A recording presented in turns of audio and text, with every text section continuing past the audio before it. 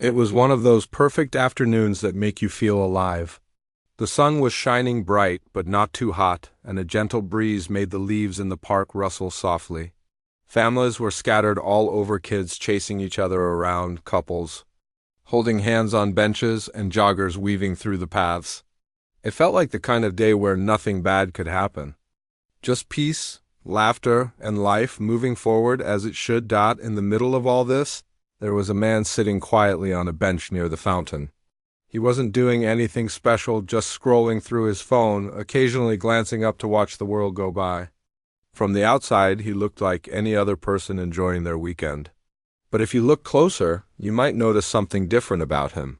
His posture was straight, almost military-like, and his face carried a quiet strength that came from years of carrying heavy burdens, not just physical ones, but emotional ones too. This man had seen things most people couldn't imagine. He'd served 2 tours overseas, fighting for his country, risking everything so others could live freely. He didn't talk about it much anymore. He preferred to keep those memories tucked away, only letting them surface when absolutely necessary. Now back home, he tried to blend into the crowd, living a normal life. On days like today, he liked to sit in the park, soaking in the calmness of nature and the hum of human activity around him. It reminded him why he'd fought so hard too. Protect moments like these. But little did he know this peaceful afternoon was about to take a sharp turn. As he sat there minding his own business, a woman walking her dog approached the area. At first glance, she seemed harmless enough, a typical city dweller out for some fresh air with her pet. But as she got closer, her gaze locked onto the man on the bench. Something about him must have caught her attention because she slowed down. Her expression changing from curiosity to something darker, she stopped right in front of him, her dog tugging at its leash, eager to explore for a second. No one said anything. Then, loud enough for everyone nearby to hear, she blurted out, "Why don't you just go back to where you came from? Go back to the jungle." Her voice cut through the peaceful atmosphere like a knife slicing through butter. It was sharp, cruel, and completely unexpected. The words hung in the air, heavy and suffocating. People within earshot froze, unsure of what to do or say. Some turned their heads to look at the scene unfolding before them, while others quickly looked away, pretending they hadn't heard anything. The man on the bench, however, didn't move. He stayed still, his fingers gripping the edge of the bench tightly. His mind raced as he processed what had just happened. Had she really said that? To him? Here, in this place, surrounded by families and friends? For a moment, silence filled the space between them. The woman stood there, arms crossed, looking smug as though she'd won some kind of argument. Meanwhile, the man took a deep breath, trying to steady himself. This wasn't the first time someone had said something hurtful to him, but it stung just the same. What made it worse was the fact that he was sitting in his own neighborhood, in a park he visited often, among people who were supposed to share this community with him. And yet, here was someone telling him he didn't belong. Instead of reacting immediately, he let the weight of her words sit for a moment. He thought about all the sacrifices he'd made, all the nights he'd spent far away from home, all the battles he'd fought, not just overseas, but also here, in his own life. He thought about how he'd always tried to rise above negativity, to lead by example even when it was hard, and then slowly he stood up. Not aggressively, not angrily, but with a quiet confidence that commanded attention. The woman blinked, clearly surprised that he wasn't backing down. The small group of onlookers grew larger as more people noticed the tension building between them. No one spoke. They just watched, waiting to see what would happen next. The man locked eyes with the woman, his expression calm but firm. There was no anger in his face, only a deep sadness mixed with resolve. "Ma'am," he began, his voice steady and clear, cutting through the awkward silence. "I am exactly where I belong. My family has been part of this country for generations. If we're talking about jungles, then trust me, I've already been there. And let me tell you, I survived far worse than your hatred." His words landed like a punch, leaving the woman speechless. The crowd, which had been whispering nervously among themselves, suddenly fell silent. They weren't expecting such a composed response. Most people would have shouted back, matching insult for insult. But this man? He was taking a different approach, one rooted in dignity and truth. As he spoke, the woman's confident demeanor started to crumble. She shifted uncomfortably, glancing around at the growing audience. For the first time, she seemed unsure of herself. Maybe she hadn't expected anyone to challenge her. Or maybe she hadn't considered the impact her words might have on the people around her. Whatever the reason, she was clearly rattled. The man continued, his tone softening slightly, but still powerful. You know, I've spent years defending people like you. People who may not always understand or agree with me, but who are still part of the same fabric I swore to protect. I've faced real danger, real hatred, and let me tell you, it doesn't win. It never does. By now, the crowd was fully engaged. Some people nodded in agreement while others exchanged knowing looks. A few even started clapping softly, moved by the man's courage and wisdom. The woman, meanwhile, looked increasingly flustered. She opened her mouth as if to argue, but no words came out. Instead, she muttered a quick apology and hurried away, her dog trotting behind her. The park returned to its usual rhythm soon after, but the ripple effects of what had happened lingered. People talked about it as they packed up their picnic blankets and gathered their kids. Strangers struck up conversations, sharing their thoughts on the encounter, and the man? He simply sat back down on the bench, watching the water and the fountain dance in the sunlight. He knew he'd done the right thing, not just for himself, but for everyone who had witnessed it. Sometimes, the simplest acts of courage can leave the biggest impact. The crowd around the fountain had grown larger now, drawn in by the tension and curiosity of what they'd just witnessed. People whispered to each other, their voices low but urgent. Some were shaking their heads in disbelief at the woman's comment, while others nodded approvingly at the man's calm response. The air was thick with emotion, anger, surprise, admiration, even a little fear. But mostly, there was a shared sense of awe at how someone could face such blatant disrespect. With so much grace, the man stood tall, his shoulders relaxed but strong. He wasn't trying to intimidate or dominate the situation. Instead, he radiated a quiet confidence that made people stop and listen. His words weren't rehearsed or overly dramatic, they came straight from his heart, raw and honest, and it was clear that everyone within earshot felt it. Even those who hadn't been paying attention before were now fully focused on him, hanging on to every word. Look, he continued, his voice steady but warm. I get it. Sometimes life feels overwhelming. We see things we don't understand, and it's easier to point fingers than to ask questions. But here's the thing, hatred doesn't solve anything. It never has and it never will. He paused for a moment, letting his words sink in.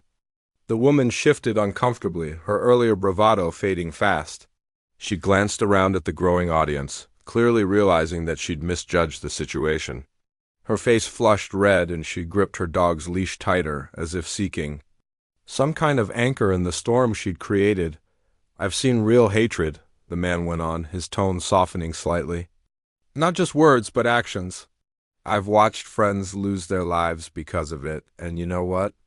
It doesn't make anyone stronger. It doesn't fix problems or bring people together. All it does is tear us apart. His gaze locked onto hers, not accusingly, but with a kind of understanding that made her squirm. It was almost as if he could see past her harsh words and recognize the insecurity beneath them. Maybe she was scared? Maybe she felt powerless in a world that seemed to be changing too quickly for her comfort. Whatever the reason, her attempt to assert dominance had backfired spectacularly. You might not realize this, he said gently. But when you say something like, go back to where you came from, you're not just hurting me. You're hurting yourself too. Because hate takes a toll, it eats away at your humanity. And trust me, no one wins when that happens. At this point, the crowd couldn't hold back any longer. A few people started clapping softly, then louder, until the entire group erupted into applause. It wasn't the kind of applause you hear at a concert or sports game. It was deeper, more meaningful. It was the sound of people standing up for what was right, cheering for someone who had reminded them of their own values. Some wiped tears from their eyes, moved by the power of his message. Others cheered loudly, shouting encouragement and gratitude. The woman, meanwhile, looked utterly defeated. Her arms, which had been crossed defiantly just moments ago, now hung limply at her sides. She opened her mouth to say something, but no words came out. Instead, she mumbled a quick apology barely audible over the noise of the crowd, and turned to leave, yanking her dog along behind her. As she hurried away, heads turned to watch her go, but no one followed.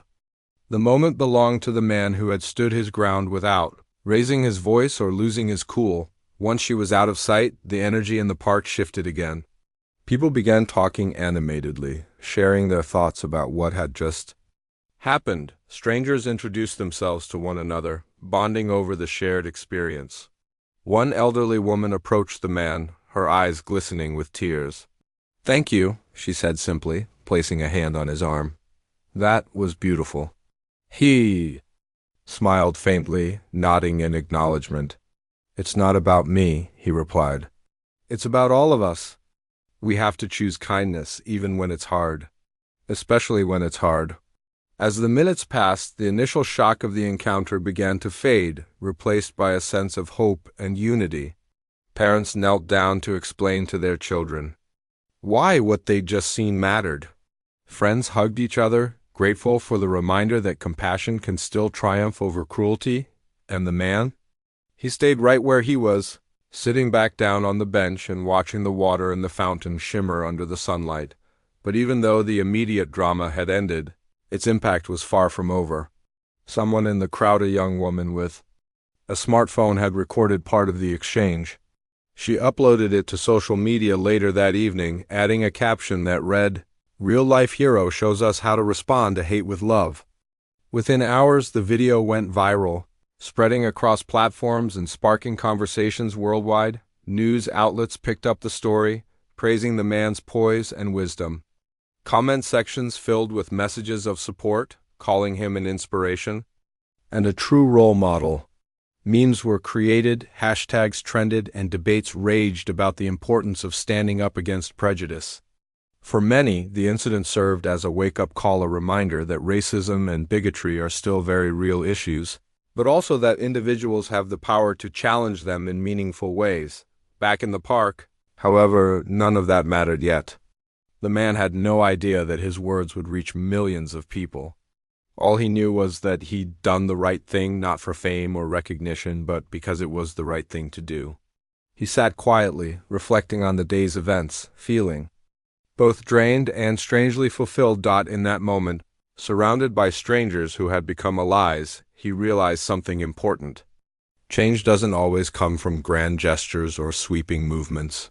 Sometimes it starts with a single person choosing to rise above hatred, choosing to lead with empathy and understanding.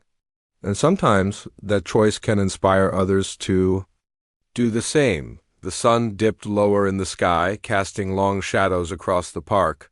Families started packing up their belongings, kids tugging at their parents' sleeves as they headed home. The man stayed a little longer, savoring the peacefulness that had returned to the space. Tomorrow would bring new challenges, new opportunities to make a difference. But for now, he allowed himself to rest, knowing that he'd planted a seed of hope in a world that desperately needed it, and somewhere, far beyond the park, people were already beginning to water that seed. The ripple effects of that day in the park began almost immediately, spreading like wildfire through the city and beyond. By evening, the video of the man's calm yet powerful response had been viewed thousands of times online.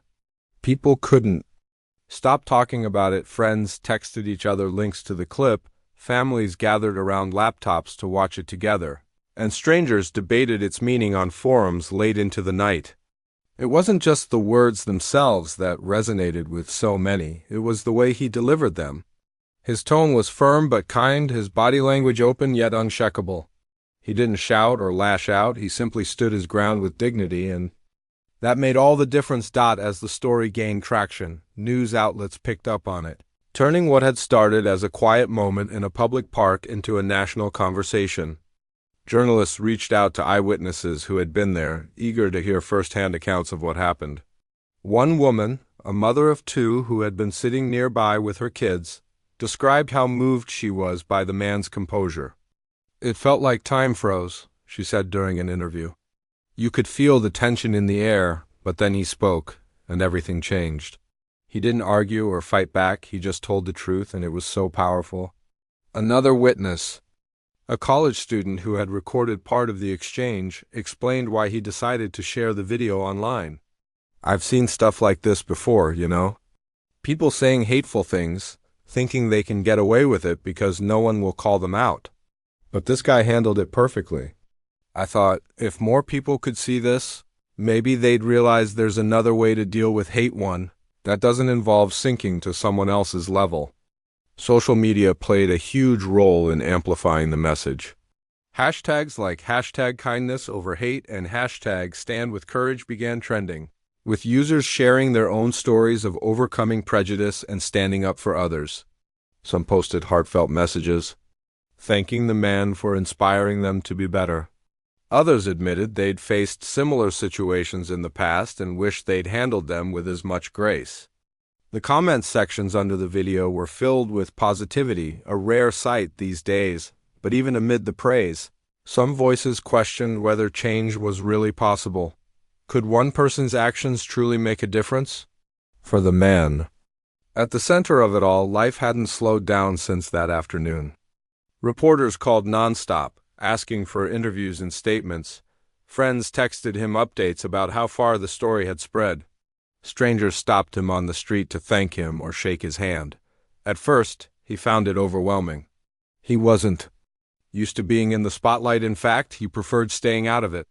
But as the days went by, he realized something important. This wasn't about him anymore. It was about the message he'd shared, the idea that kindness and courage could still cut through hatred like a knife.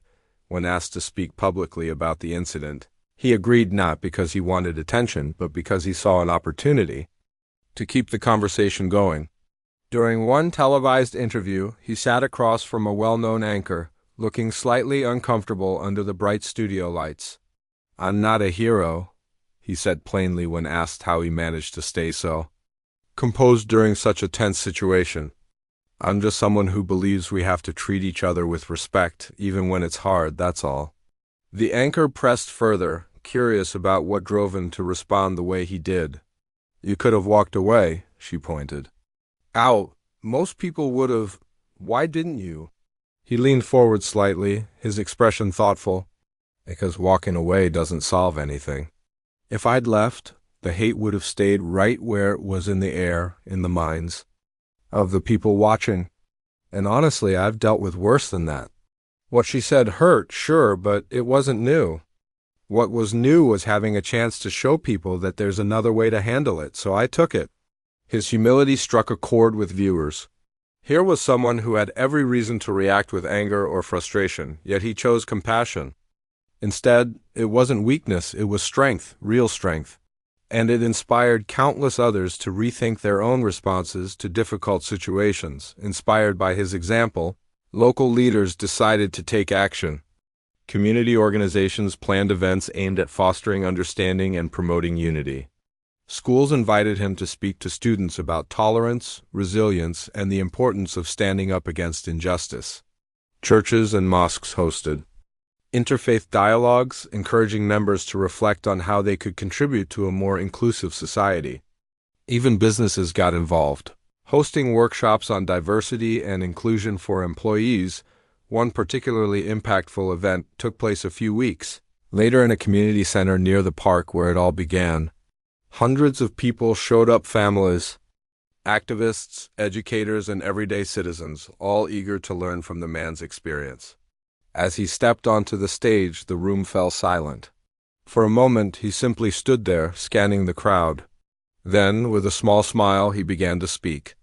"I didn't expect any of this," he admitted, gesturing to the packed auditorium. "All I did was stand up for myself the best way I knew how. But now, seeing all of you here, I realize that sometimes the smallest actions can spark big changes. We don't need grand gestures or heroic feats to make a difference. Sometimes, all it takes is choosing kindness over cruelty, patience over anger, love over hate." His words resonated deeply with the audience. Many nodded along while others scribbled notes in journals or snapped photos of the slides behind him. When the Q&A session began, hands shot up across the room. People wanted to know how they could apply his approach in their own lives. A young girl asked how to deal with bullies at school. An older man wondered how to talk to relatives who held prejudiced views. Each question was met with thoughtful advice, delivered in the same calm, measured tone that had captivated the parkgoers. Weeks earlier, by the end of the event, the energy in the room was electric. People hugged each other goodbye, exchanged contact information, and promised to stay connected. They weren't just leaving with ideas, they were leaving with a renewed sense of purpose. Something about the man's story had ignited a fire within them, reminding them that even in the face of adversity, hope and humanity could prevail. As the weeks turned into months, the impact of that single afternoon continued to grow. Conversations sparked by the viral video led to real-world action. Local schools implemented anti-bullying programs inspired by the man's message. Neighbors organized potluck dinners to bring diverse communities together. Artists created murals, celebrating unity, using vibrant colors and bold imagery to convey the power of compassion. Everywhere you looked, signs of progress emerged, small but significant steps toward a more inclusive future, and yet the man himself remained humble throughout it all. He didn't seek fame or fortune. He simply wanted to remind people of their shared humanity. In interviews, he often emphasized that he wasn't perfect, that he, too, had moments of doubt and frustration. But he believed wholeheartedly in the idea that change starts with individuals willing to lead by example. "We're all works in progress," he said once. "What matters is that we keep trying, keep learning, and keep choosing kindness whenever we can." That belief became the cornerstone of everything that followed. From grassroots movements to corporate initiatives, the lessons learned from that day in the park continued to inspire action long after the headlines faded. And though the man eventually returned to his quiet life, content to blend into the background once again, his legacy lived on in the hearts of those he touched, in the conversations he sparked, and in the countless acts of courage and compassion that rippled outward, touching lives far beyond what anyone could have imagined. Months had passed since that fateful day in the park, and while life for the man at the center of the story had returned to a semblance of normalcy, the impact of his actions continued to ripple outward. The viral video, the interviews, the community events, all of it had sparked something much bigger than anyone could have anticipated. People weren't just talking about what happened. They were doing something about it. Across neighborhoods, cities, and even countries, individuals inspired by his example began taking steps to make their communities better, kinder, and more inclusive. But one of the most surprising developments came not from the cheering crowds or the media attention. It came quietly, in the form of an envelope delivered to the man's doorstep. At first glance, it looked like any other piece of mail, plain white, no return address, and neatly sealed. Inside, however, was a letter that would leave him stunned. It wasn't long, just a few paragraphs, but its contents carried a weight far greater than the paper it was written on. The letter began with an apology. "Dear Sir," it read, "I want to start by saying how sorry I am for what I said to you that day in the park.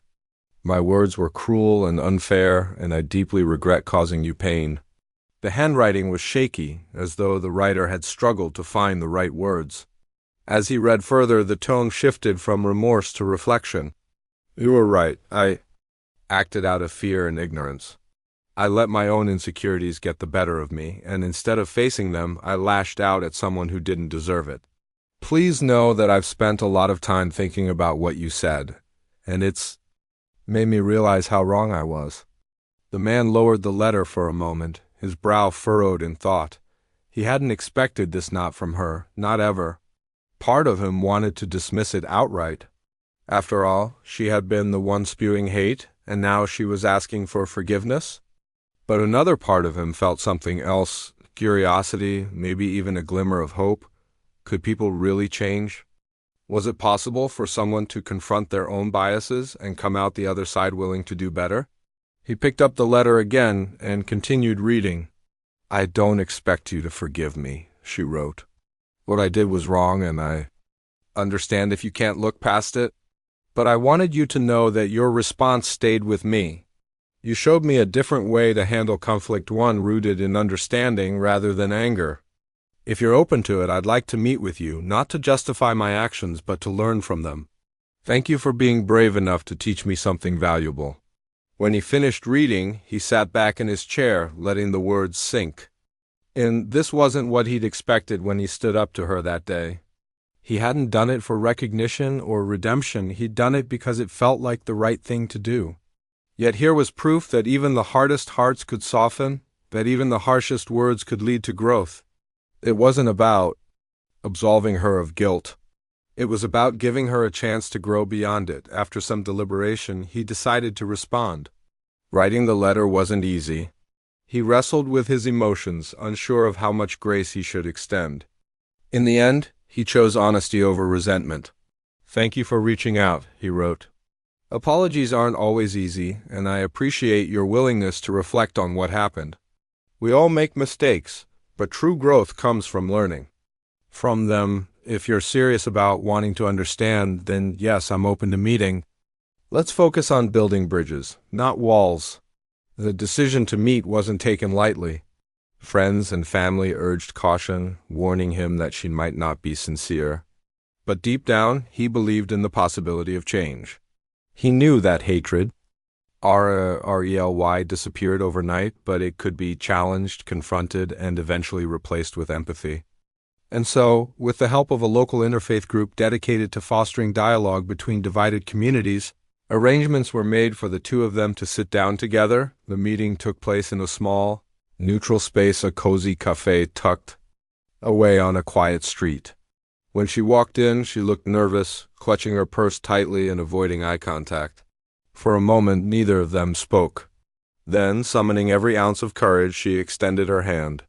"Thank you for agreeing to meet with me," she said softly. Her voice trembled, betraying the anxiety she clearly felt.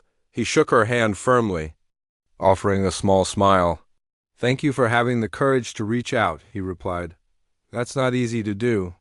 What followed was a raw, honest conversation. She spoke about her upbringing, admitting that she'd grown up in an environment where prejudice was normalized. "It's no excuse," she said, tears welling in her eyes, "but it's the truth. I never questioned what I was taught until recently, seeing the reaction to what I said that day. It opened my eyes. I realized how hurtful my words were, not just to you, but to everyone around me." He listened patiently, nodding occasionally, but mostly letting her speak. When it was his turn, he shared his perspective, not to lecture, but to explain. "Hate doesn't exist in a vacuum," he told her. "It's learned behavior, passed down from generation to generation. Breaking that cycle isn't easy, but it starts with self-awareness.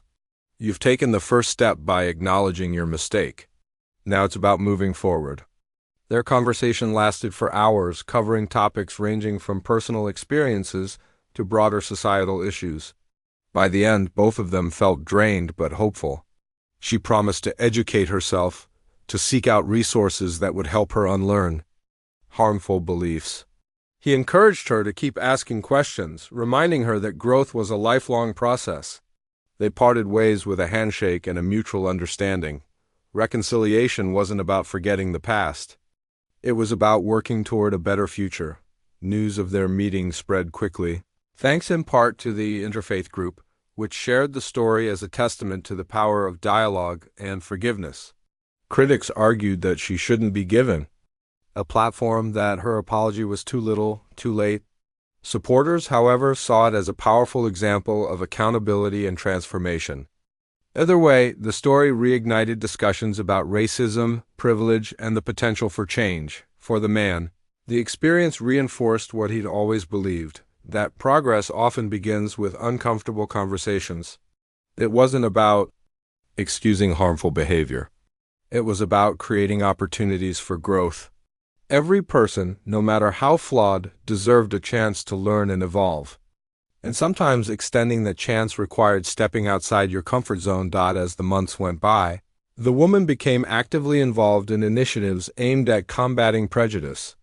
She attended workshops, volunteered with organizations focused on racial equity and used her own story to encourage others to examine their biases.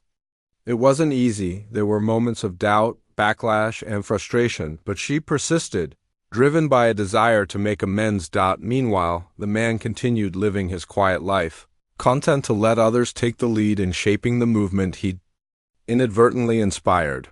He still received messages from strangers thanking him for his courage, still attended events where his story was shared. But for him, the real victory lay not in accolades or recognition, it lay in knowing that his actions had planted seeds of hope in places where despair once thrived. The world hadn't changed overnight. Prejudice and division still existed, lurking in corners both visible and hidden. But something had shifted, a spark had been lit, illuminating paths toward understanding and unity.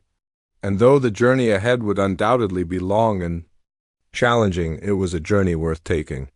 After all, change doesn't happen in grand leaps. It happens in small, steady steps, guided by the belief that kindness and compassion can overcome even the deepest divides. The story of the man who stood up to hatred in the park didn't just fade away after the initial buzz died down. Instead, it became a part of something much bigger, a movement that grew quietly but steadily, touching lives in ways no one could have predicted. What started as a single act of courage had evolved into a ripple effect, inspiring people from all walks of life to reflect on their own actions and attitudes. It wasn't about perfection or overnight transformation. It was about planting seeds of change, one conversation, one gesture, one moment at a time. As the months turned into years, the man continued living his quiet life, content to let others carry the torch he'd lit. He still attended community events occasionally, sharing his thoughts with those eager to listen. But more often than not, he preferred staying in the background, happy to see the impact of his words without needing to be at the center of it all. For him, the real reward wasn't fame or recognition, it was knowing that his simple choice to respond with kindness instead of anger had sparked something meaningful. One of the most remarkable outcomes of that day in the park was how it brought people together. Communities that had once been divided began finding common ground. Neighbors who barely acknowledged each other started organizing potluck dinners and block parties, creating spaces where differences weren't ignored but celebrated. Schools implemented programs focused on empathy and inclusion, teaching kids early on that treating others with respect wasn't just a nice idea, it was essential for building a better world. Even workplaces transformed, with companies hosting workshops and training sessions aimed at fostering understanding among employees from diverse backgrounds. But perhaps the most heartwarming development came through individual stories, small, yet powerful moments of connection that proved how far-reaching the impact of that afternoon truly was. A young boy who had watched the viral video told his teacher that he wanted to be like the man in the park when faced with bullies. Inspired by his determination, the school invited the man to speak during an assembly. As he stood before hundreds of students, he smiled warmly and said, "Being brave doesn't mean you're never scared. It means you do the right thing even when you are." That message resonated deeply with the children, many of whom went home and shared it with their families. Parents wrote letters to the school, thanking them for bringing someone so genuine and inspiring into their kids' lives. One mother recounted how her son, who had struggled with standing up for himself, now confidently defended a classmate being teased on the playground. Another father described how his daughter organized a food drive in their neighborhood after learning about the importance of helping others. These were small victories, yes, but they added up to something extraordinary, proof that even the simplest acts of courage could inspire others to follow suit. Meanwhile, the woman who had hurled hateful words that day also played a role in this growing wave of change. Her journey wasn't easy. There were days when she questioned whether she deserved forgiveness, moments when old habits tried to creep back in. But she persisted, driven by a newfound sense of purpose. She joined local initiatives aimed at promoting racial harmony, volunteering her time and energy to help bridge divides. At first, some people were hesitant to trust her, skeptical of her intentions. But over time, her sincerity won them over. Her involvement led to unexpected friendships, including one with the man himself. Though their relationship remained professional and respectful rather than personal, they occasionally crossed paths at events and exchanged updates on their respective efforts. During one such encounter, she thanked him again, not just for meeting with her, but for showing her a different way to live. "You gave me hope," she admitted. "Hope that I could be better, that I could do better." He nodded, smiling faintly. "We all have the power to choose who we want to be," he replied. "What matters is that we keep trying, even when it's hard." Their collaboration inspired others to take similar steps toward reconciliation. People began reaching out to those they'd wronged, seeking to mend broken relationships and heal old wounds. Some apologized publicly, using their platforms to raise awareness about the harm caused by prejudice. Others worked behind the scenes, quietly supporting causes dedicated to equality and justice. Together, they formed a network of individuals committed to making a difference, not because they sought praise, but because they believed in the possibility of a brighter future, of course. Challenges remained. Racism and division hadn't disappeared overnight. They were deeply ingrained issues that required ongoing effort to address. There were setbacks, disagreements, and moments of doubt, but every step forward, no matter how small, mattered. Each act of kindness, each courageous stand against hate, reminded everyone involved that progress was possible even if it took time. Years later, when asked to reflect on what had happened that day in the park, the man summed it up simply. "It wasn't about me. It was about all of us choosing to rise above hatred and fear." That's how change happens. One person deciding to do the right thing, then another, until the tide turns. His words echoed across generations, passed down as a reminder of the power of compassion and resilience. Memorials and murals dedicated to unity sprang up in cities around the world, honoring not just him but everyone who had contributed to the movement. Teachers used his story in classrooms to teach students about empathy and courage. Artists created songs, paintings, and poems inspired by his example, ensuring that the lessons learned would endure long after he was gone. And though the man eventually faded from the public eye, his legacy lived on in the hearts of those he touched, in the actions of those he inspired, and in the countless lives transformed by his decision to respond with love instead of hate. The park where it all began remained a symbol of hope, a place where strangers gathered to share stories, celebrate diversity, and remember that even in the darkest moments, humanity has the capacity to shine. In the end, it wasn't the grand gestures or dramatic speeches that changed the world. It was the quiet, steadfast belief that kindness could overcome cruelty, that understanding could replace ignorance, and that every person, no matter how flawed, had the potential to grow. As long as there were people willing to stand up for what was right, to lead with empathy and grace, the ripple effects of that single afternoon in the park would continue spreading, touching lives far beyond what anyone could have imagined.